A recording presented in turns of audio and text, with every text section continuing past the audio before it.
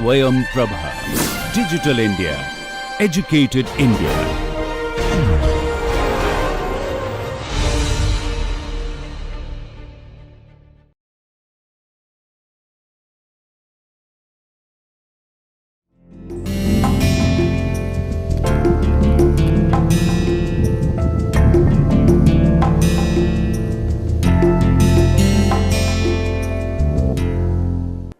Greetings. Welcome to Swayam Prabha DTH 16 channel.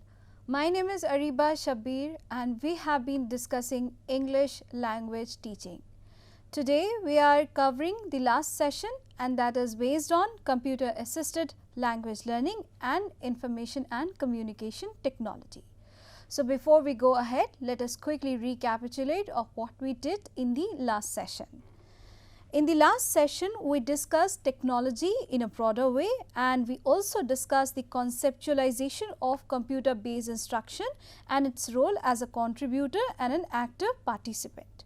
Besides, we looked through the history and we came to know that there were several projects that were involved in the development of computer assisted language learning. The first project was Plato, and it was the project which began for instructional teaching and research. In addition, we also studied about the TICCIT project, which was based on the television technology, and it came up with the idea of presenting text, audio, video and animation on screen. Besides, we also looked up the idea of microcomputers when it brought a boom in the 1980s. In addition, we learned the concept of ALLP project, which came in 1983, and it was the creation of communication based prototypes for beginning and intermediate courses of second language learning. Moreover, we looked up at the ARPA project, which was one of the successful projects, and it came later, and it established network to implement the protocol suite, transmission control protocol and internet protocol.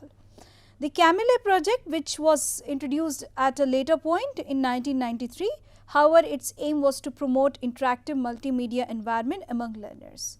And in 2000, we saw another kind of boom with the different applications and prospects coming up in the language learning pedagogy and learning environments. Besides, we also understood that computer performs as tutor, tool and tutee.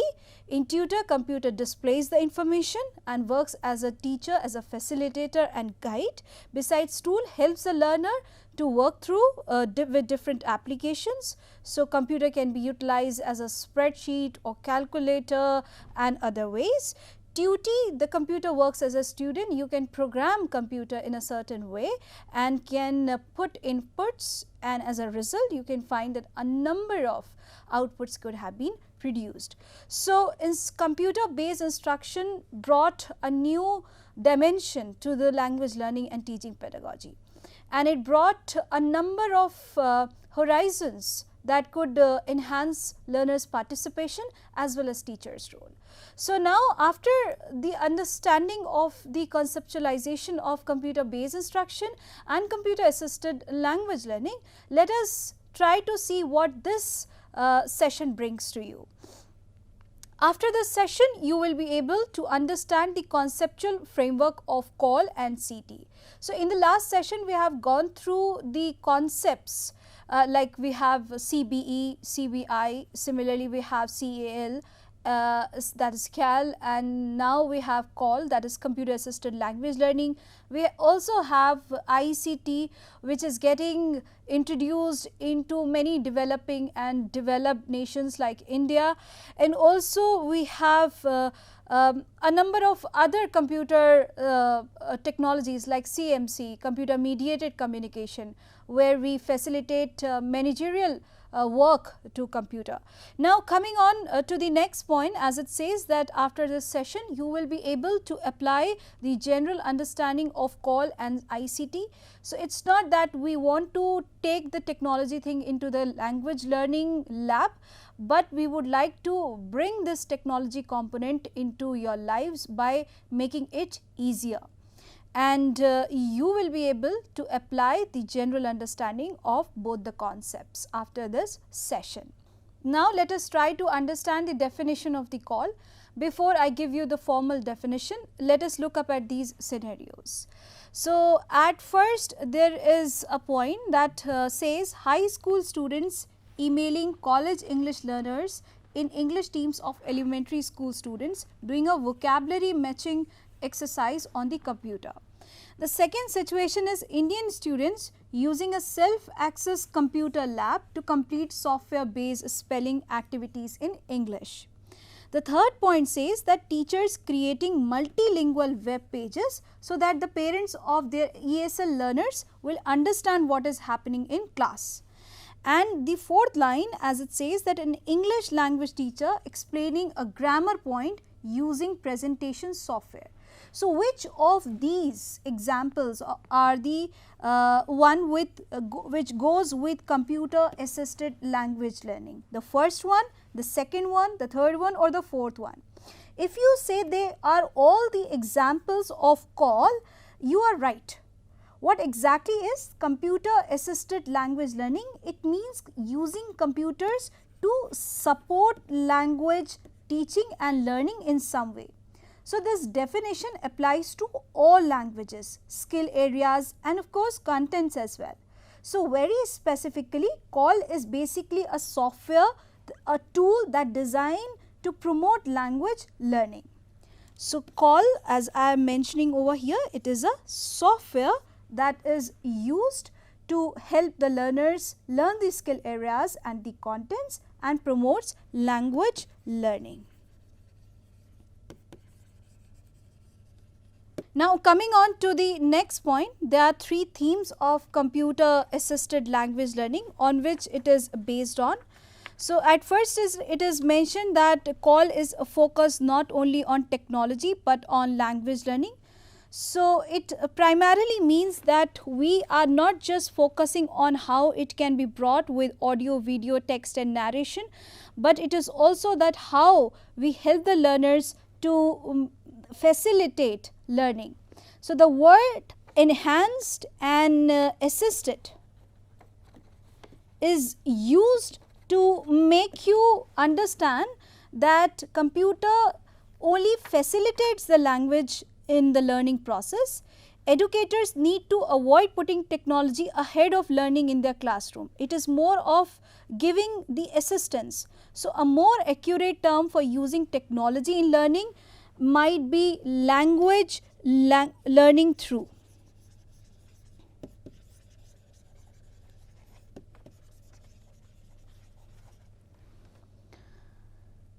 And the second point says that CALL occurs in many contexts and with many diverse participants.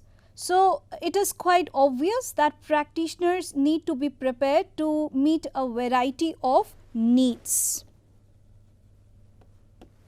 And the third point says that CALL pedagogy should be grounded in theory and practice. So it should be grounded in such a way that a number of fields, especially applied linguistics, second language learning, psychology and computer science are included. So CALL pedagogy is a quite broader platform, but not as broad as computer based instruction. However, it mainly focuses on few important components. It mainly gives the learner the importance and the practice of the language. Besides, it helps the learner to develop the language in context, and also it is based on theory and practice. Now moving on to the next slide, there are some principles of CALL. And these principles will help you understand that how CALL is designed in a framework. So the first point says that the conditions that help create optimal classroom language learning environments.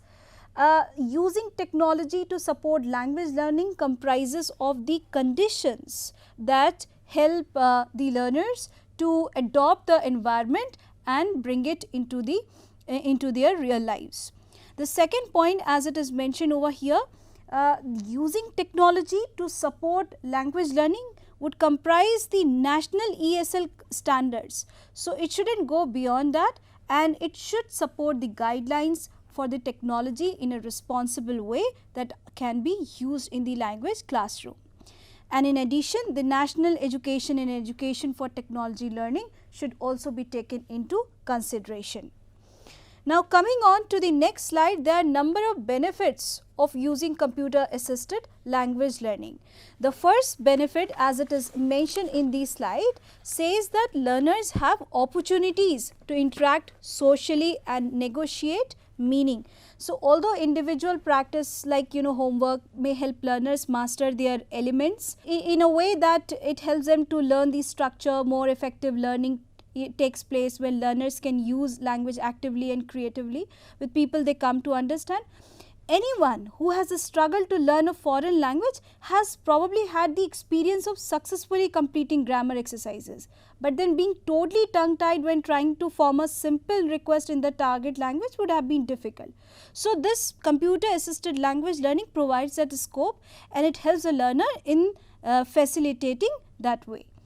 The second point, as mentioned in the slide, said that learners interact in the target language with an authentic audience. Now, learners have a difficulty paying attention when a peer is giving a presentation in class because the information is really addressed to the teacher. So, they will learn more effectively if they have a stake in what other learners are presenting to. So, let us say learners interact with each other, learners have a reason to listen and respond.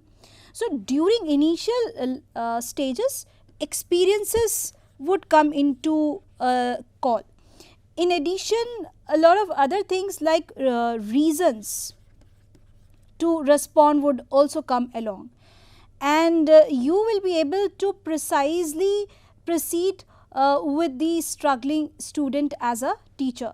And in more advanced stages of learning, students must have access to sympathetic fluent speakers that could be provided through a call, and students will be getting access to adjust their task in accordance with their competence. Now, coming on to the third point, learners are involved in authentic task. And when I say tasks, it would mean that learners are given the opportunity to interact in such environments where they become active, and at the same time they participate in a more efficient way. So, developing authentic tasks is the most important learning condition because the task influences all of the others. For our purposes, like an authentic task is one that learners perceive they will use outside of the class in the real world, that parallels or replicates what they have said. So, a teacher can shout or listen to me, or they can do eventual exercises to get students to pay attention and learn, but giving students an interesting task, giving them an active task, and they have the skill to support and time to complete is more effective. So, these kind of benefits can be utilized when computer assisted language learning is practiced. Now, the other point says that learners are exposed to and encouraged to produce varied and creative language. So, remember having essay anxiety, being nervous about speaking in front of the class, picking a multiple choice answer you really did not know the answer would be. So, not everyone acquires or demonstrate knowledge and experience in the same way. This is especially true for learners for different educational and cultural backgrounds. So, what happens is that the learners need multiple forms of input and a variety of ways to express themselves as they turn on different language and culture, and possibly in a new way of approaching knowledge and the learning process. So, the learning tasks become adjustable to the learner's level, and a variety of options are available for the learners to go through.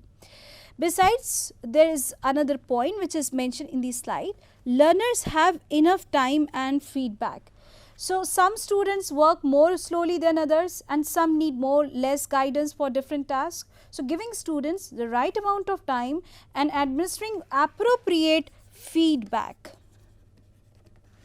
are some among the most difficult but also important conditions to meet.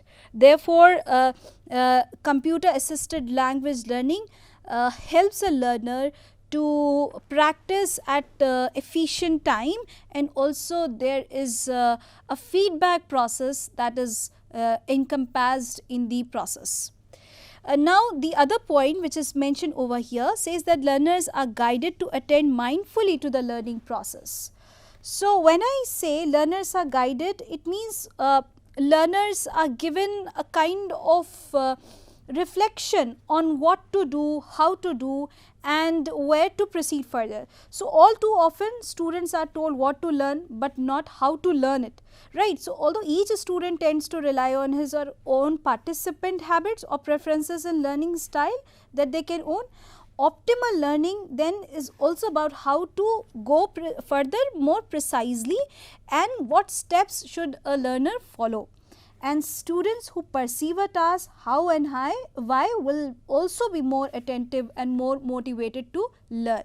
So it's about the gradual process that takes place in learning, and CALL provides that platform to help the learners to follow a certain way, to follow certain guidelines and make it the most of it.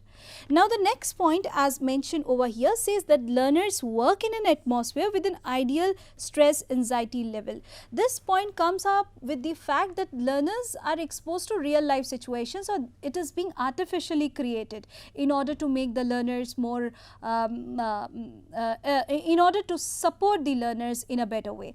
So what I would say here, that learners work in an atmosphere, it simply means that the amount of stress or pressure that helps students learn effectively is different for each person, and language learners should feel comfortable enough to take risks with the target language, but they should not be put to sleep by overly simple minded tasks and exercises. So educators can create tasks depending upon the students' levels. They can create the level of X, and if they find that students are enough efficient in attaining that level, they can increase the challenge by +1. So X +1 would efficiently go to help our students to adjust their competency in the process. Now the last point of this slide, as it is mentioned over here, says that learners' autonomy is supported, and this is the most important point. Why? Because many language class push learners along a rigid schedule requiring a certain number of book chapters, exercises and essays in a given amount of time. So this teacher-centered syllabus may be effective for some students, but it may ignore the needs of the others. So allowing learners to control some of their learning can help the teacher to provide different language levels, interests, and also their learning styles.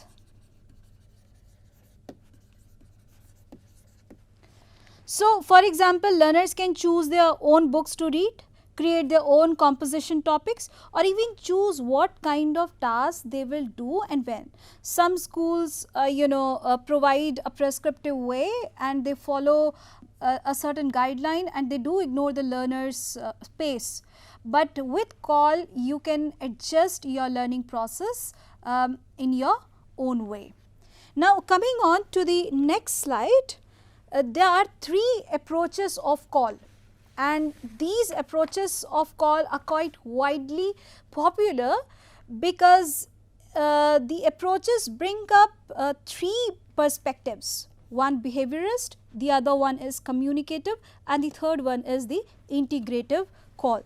So Hwacher and Hele focused on the typology of CALL. They identified 3 historical phases and they classified according to their underlying pedagogical and methodological approaches. So first of all, let us take up the behaviorist CALL, which conceived in the 1950s, and it was implemented in the 1960s to 1970s. It consisted of drill and practice.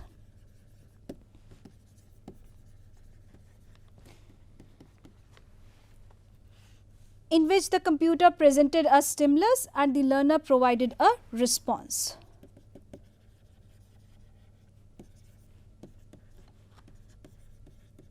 Moreover, the computer would analyze the student's input and give feedback. And more sophisticated programs would react to students' mistakes by branching to help screens and remedial activities.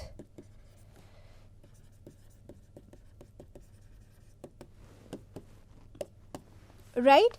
And while such programs and their underlying pedagogy still exist today, behavioristic approach to study language learning have been rejected by many of the teachers, and the increasing sophistication of using computer technology has led call to look for other possibilities. So, though behavioristic call was quite popular in language learning, it brought different aspects, it amazed the learners and it brought more comprehensibility, the power to the audience. However, it was mainly practiced on the earlier methods that we studied, like the structural approach and the grammar translation approach, where the learners were asked to go for drill and practice, like we had an audiolingual approach as well.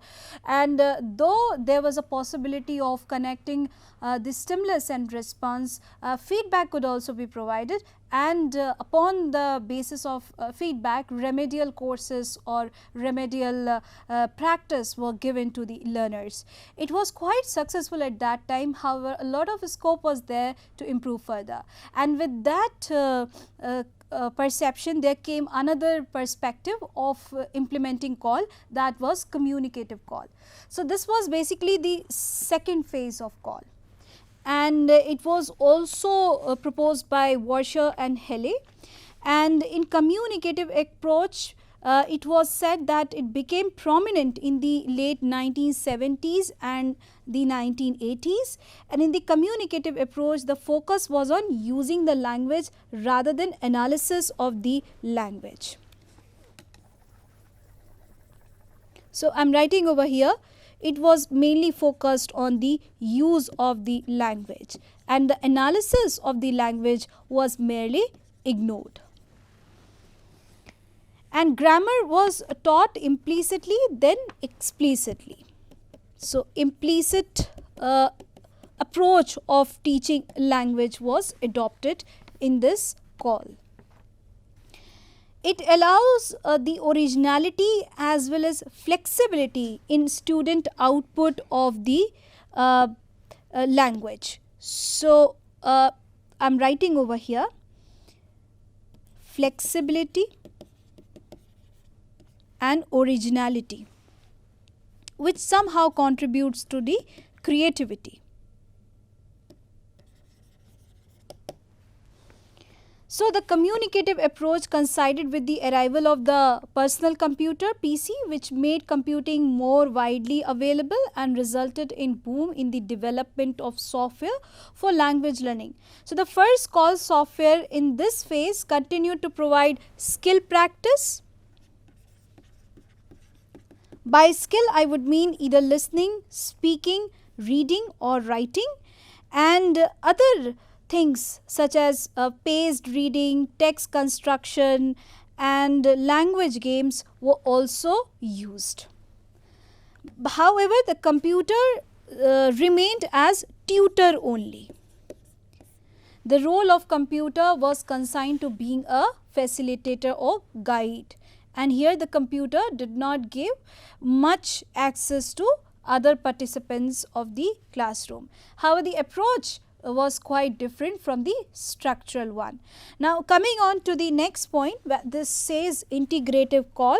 Integrative call refers to the embracing of multimedia and the internet in 1990s, and this third phase was also described by Washer and Hele, and they talked it in 1990s, and they tried to address the criticisms of the communicative approach by integrating the teaching of language skills into tasks and projects.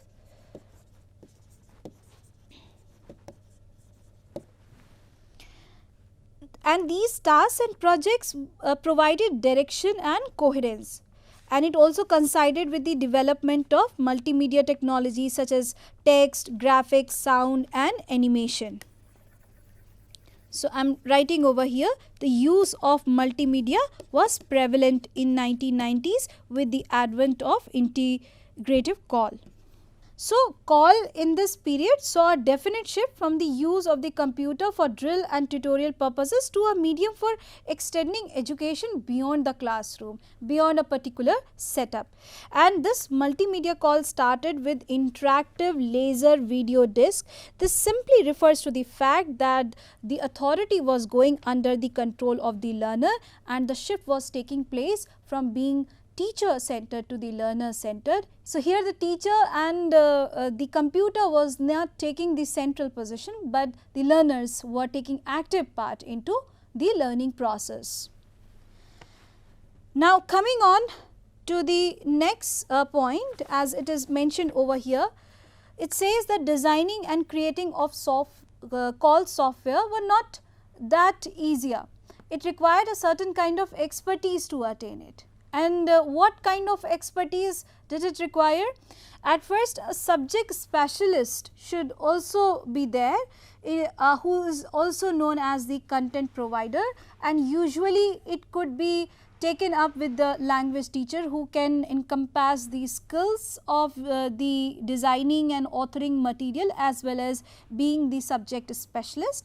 And like mentioned in this slide, it says who is responsible for providing the content and pedagogical input. So, these two components were highly important when it comes to the authoring of the CALL material or CALL software, and more than one subject specialist is required for larger CALL projects, because the authoring would require the knowledge of technicalities, and at the same time the skills that are required would also be taken up.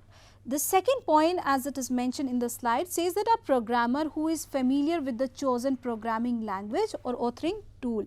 So, it refers again to the fact that I just mentioned in the first point, that somebody who is quite efficient in choosing programming language, know the inputs and the outputs of the computer system, know where the computer can perform the role of being a tutor, and also have the efficient knowledge of authoring a tool.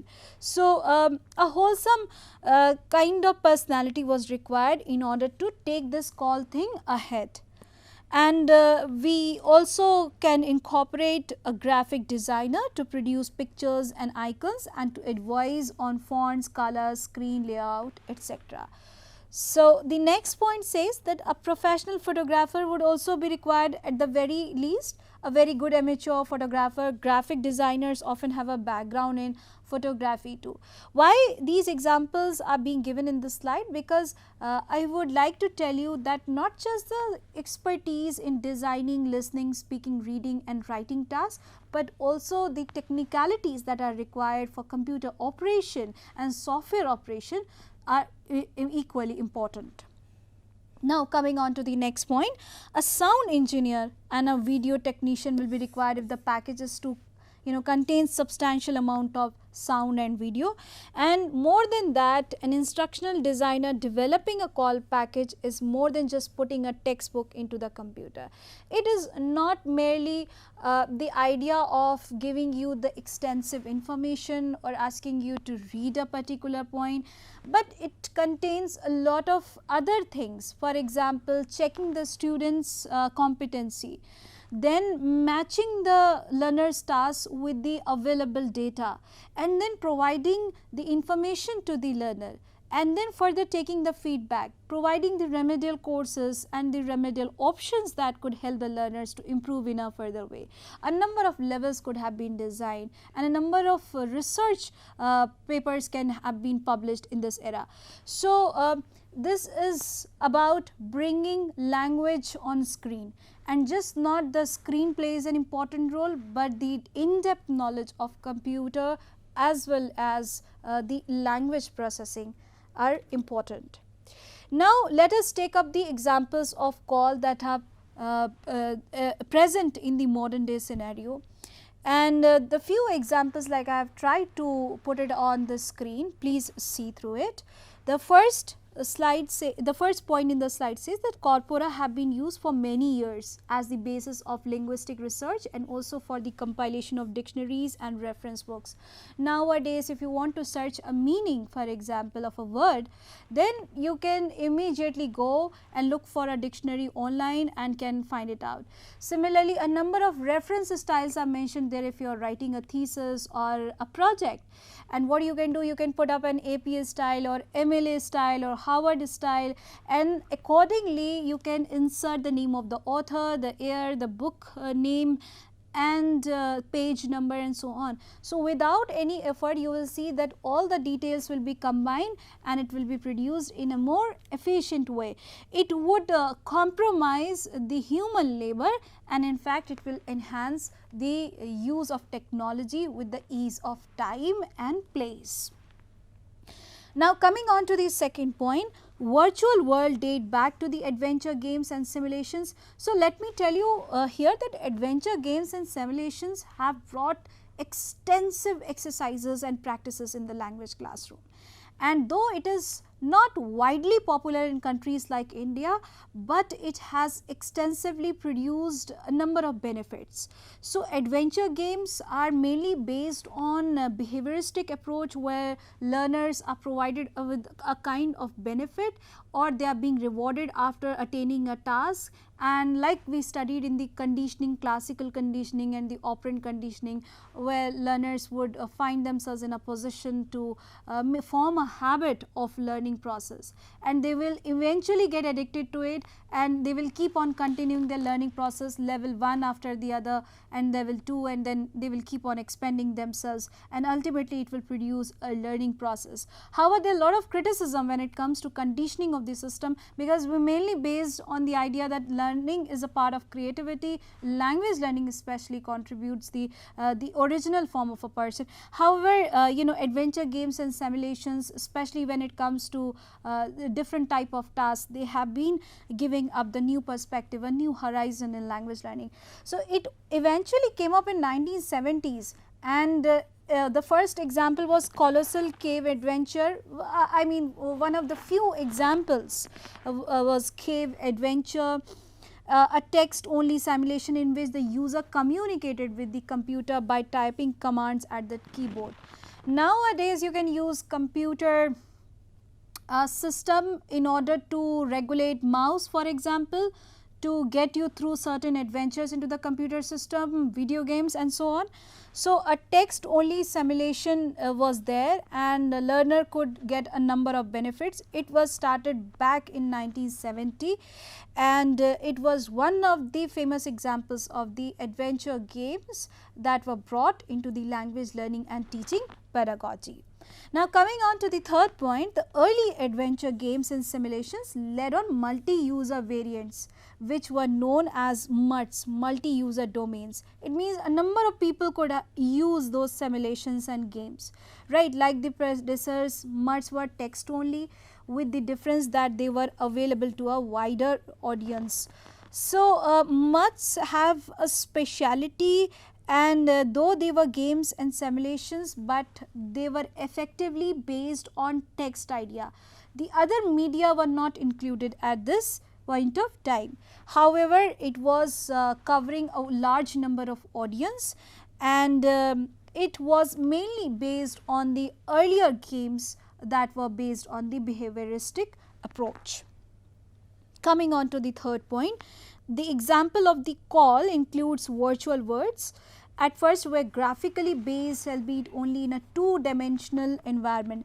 By two-dimensional, I mean 2D. So, this was created in order to facilitate the learning environment, which was quite virtual, and it was mainly graphically based. Each participant was represented by a visual representation who could interact with other entities using a text chat. In recent forms, we have seen the creation of avatars, and this was the earlier form of the avatars, where the representation of your individuality was there, and you could find themselves as if you are really doing that task. But here the task was quite artificial, not the original one, not the real one. However, the avatar was created, the entity the graphical representation of your individuality was created in such a way that you could feel the realistic portion of yours coming out.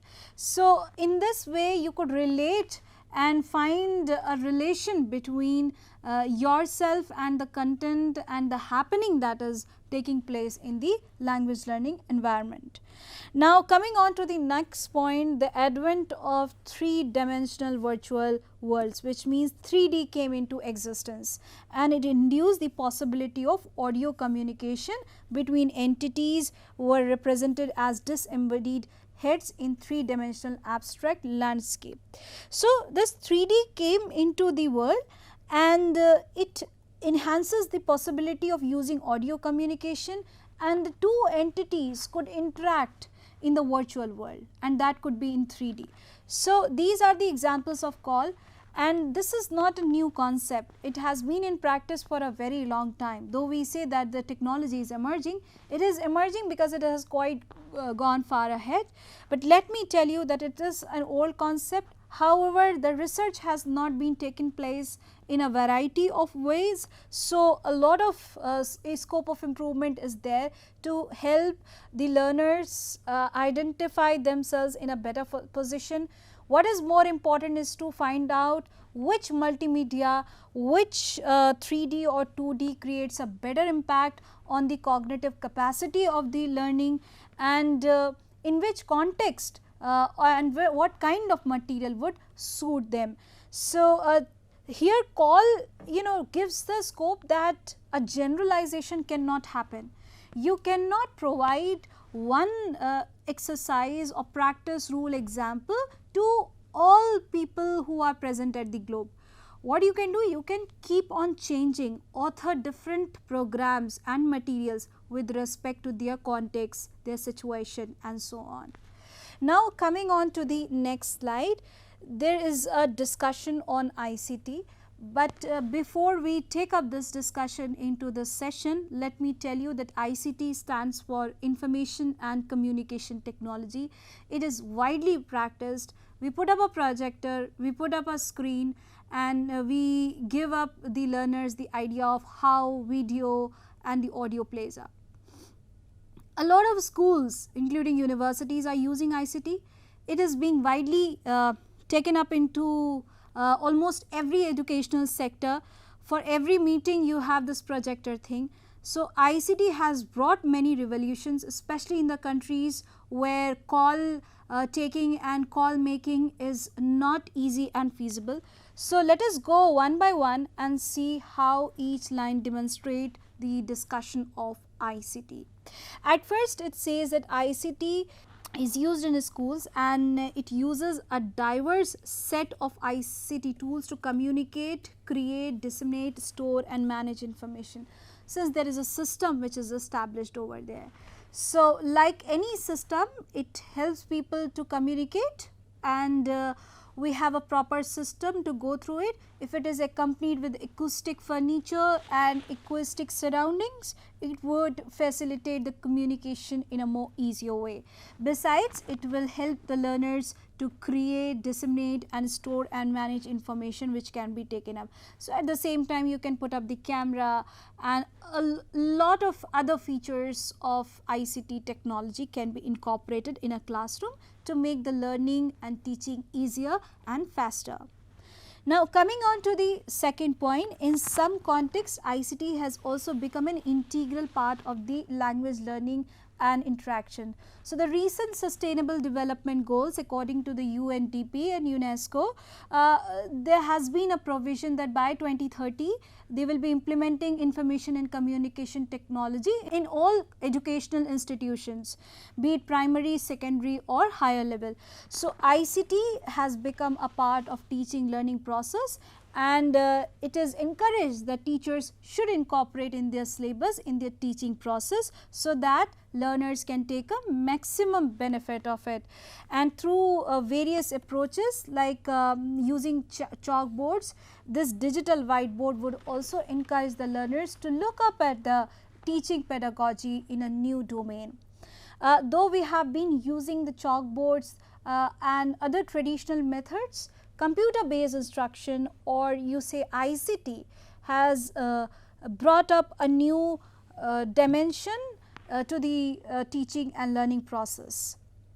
Now learners have a wider options to look up through, and like many researchers say, it is more impactful in enhancing students' learning and process.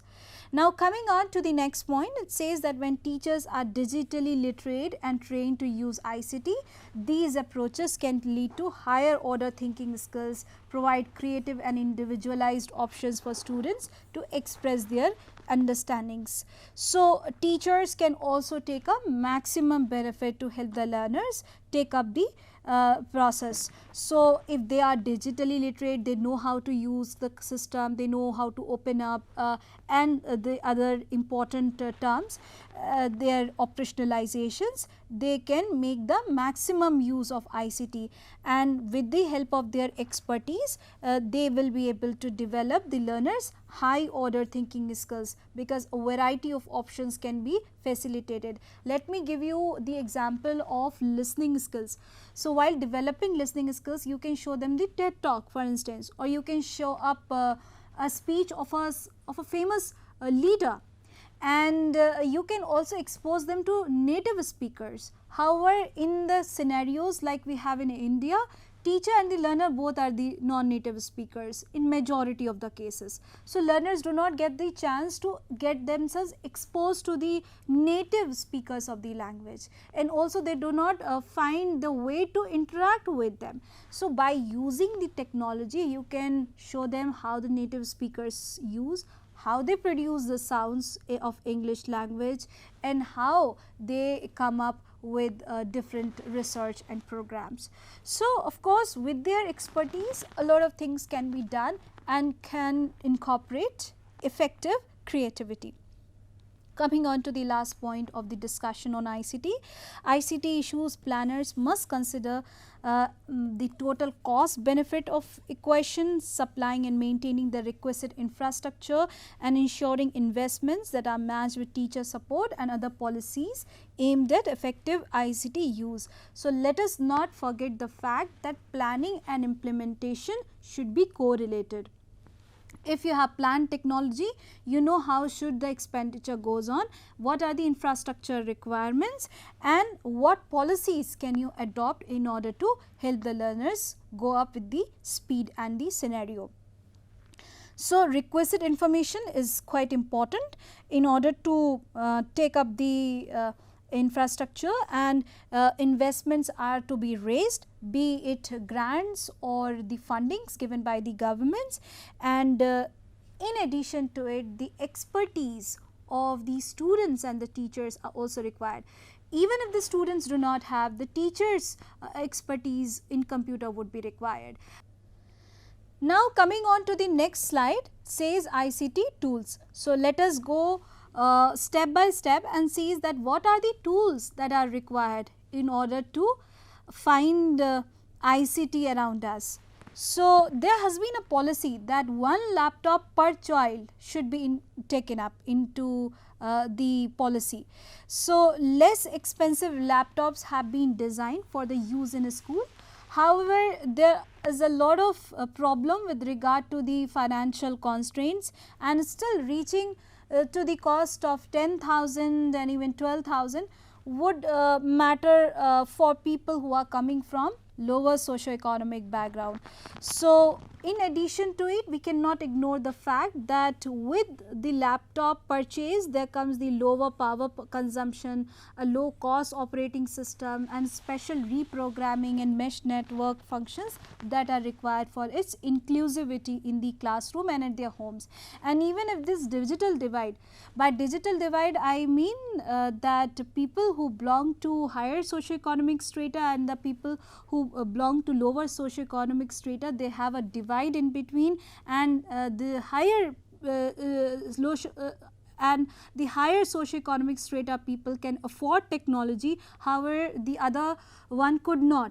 So it is important to bridge the gap between these two entities, between these two communities, and we can do it by lowering the price value of the laptop so that no child gets deprived of the basic infrastructure facilities of adopting a computer, but we can also ensure by suggesting to the government and to the policy makers that with technology there should be also lower power consumption, a low cost operating system and special reprogramming systems that can be included, and these should be focused on the companies, the organizations who are designing computers for students and especially for children. There is an ease in technology. We had a huge computer system back in the 1960s, and at that time a specific building was required to locate a computer. Nowadays computer has become smaller. It is even becoming more smaller. So we had the computer big one, then we had the microcomputer, we have now tablets, we have notebooks, and now we have a computer in the form of mobile phones. So how about the tablets use? Let us go up through it.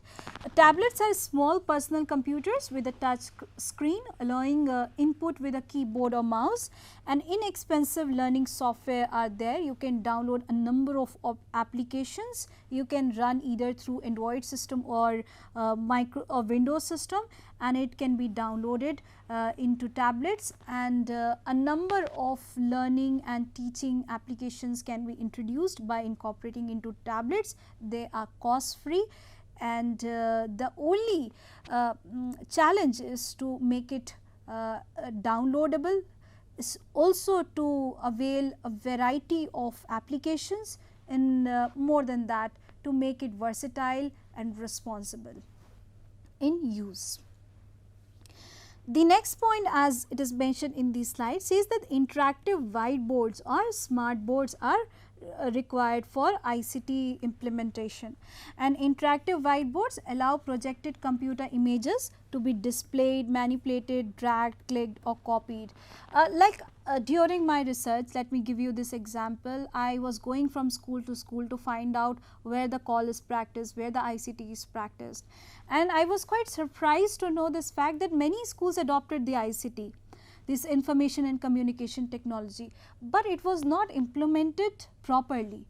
The projector was located in a way where students cannot view the screen, and the sound system was not clear enough that so that the students could hear it properly. These kind of disturbances or disruptivity would take up to the fact that cognitive load would be induced among the learners. Instead of gaining, they would keep on losing. So let us ensure the fact that if you are implementing information and communication technology into your school, into your educational system, make sure that it is properly maintained, and this maintenance takes an important part. Let me make it clear also that it should be displayed at a right place. It can be manipulated wherever it is required, and it should be dragged wherever you can put it as far as its feasibility is concerned, clicked. The authority can be given to the learners if the teacher thinks it's important, and similarly it can be followed by a number of educational institutions. Now coming on to the next point, that's e-readers. E-readers are basically the electronic devices that can hold hundreds of books in digital form, and they are increasingly utilized in the delivery of reading material. So reading materials are getting successful, and you can also adjust the light of the e-reading for the e-readers. If you want to make it bright, you can do that way. If you want to make it slightly less bright, then you can also use it that way. So flipped classrooms can also be taken up into consideration. The flipped classroom model involves lecturing and practice at home via computer guided instruction and interactive learning activities in class is allowing for expanded curriculum. Though the computer and student interaction is encouraged, but the problem of digital divide emerges.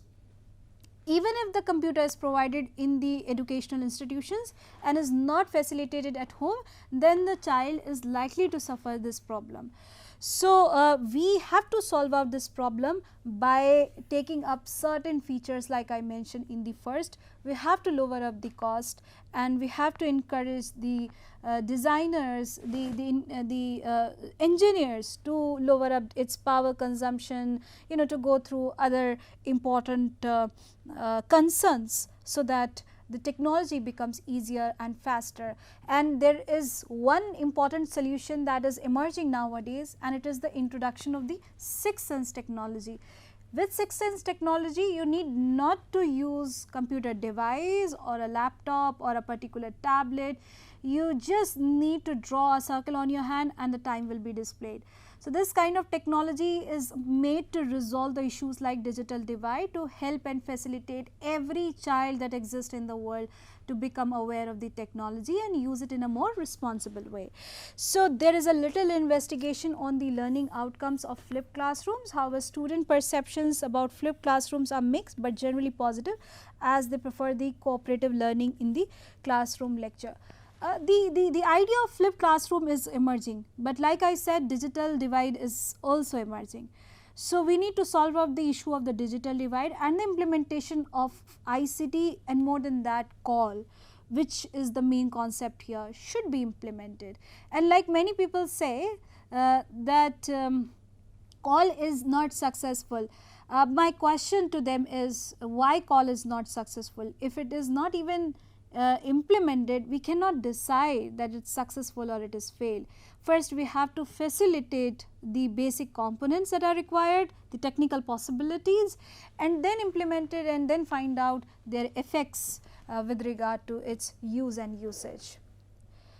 We have adopted technology in aviation sector, in banking sector, and a number of other domains as well, and it has lowered the human labor in many ways. Like in teaching process, we can also reduce the consumption of let us say those heavy lectures, and we can induce more interactive way of learning by incorporating the teacher and the computer, but there would be a slight shift with regard to the language learning pedagogy, that the teacher would not play the role of central authority, but it would become a facilitator, a guide, which is an ultimate goal of language learning process. Now, here are some guidelines for using educational technology in language classroom. So, what are these guidelines? So, first of all, use technology to support the pedagogical issues and goals of the classroom and curriculum. So, the main idea of introducing the technology is mainly to help them in studies, and that is something that we have to reach it up, right. And the second thing is make the technology accessible to all learners.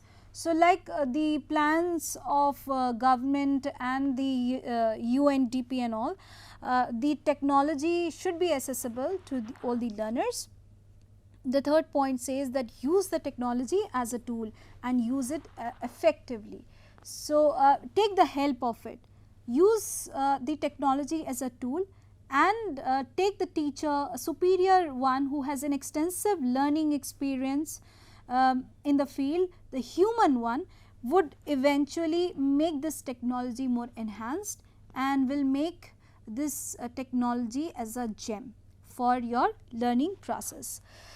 Besides, you should use it efficiently, take all benefits, and use a computer and peripherals, practice responsible use of technology, use electronic resources appropriately. There should be a responsible and ethical approach towards using technology.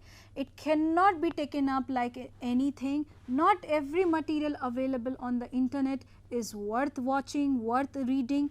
What is more important is that you have to define the goal, look up at your ultimate objectives, and then proceed in that way.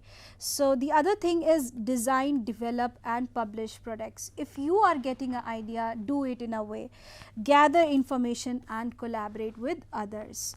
So, make the use of technology in an extensive way and you will be able to make the most of it. The other slide says that the assessment tools are important when it comes to the implementation of computer assisted language learning and ICT. So, what are assessment tools that are available? There are varieties, like we talked about portfolios, self assessment. So, these kind of traditional methodologies and the traditional methods of assessment are upgraded in technological ways as well. Electronic portfolios appear to be excellent tools for documenting and exploring the process. Besides, a number of companies produce off the shelf portfolio software.